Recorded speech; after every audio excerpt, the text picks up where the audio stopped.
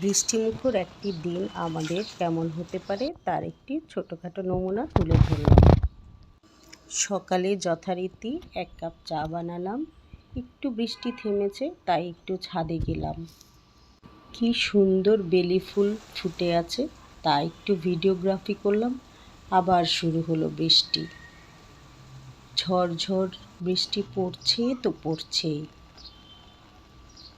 চায়ের সাথে একটু বৃষ্টির পানি মিশিয়ে পান করার মজাই আলাদা, তাই করলাম।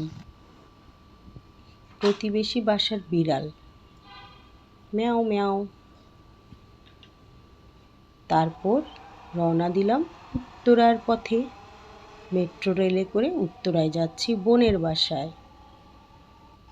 কিন্তু মেট্রোতে যাওয়ার আগে তো মতিঝিলে যেতে হবে, তাই মতিঝিলে যাওয়ার প্রস্তুতি। অবশেষে রাত হয়েছে, ঘরে ফেরার পালা।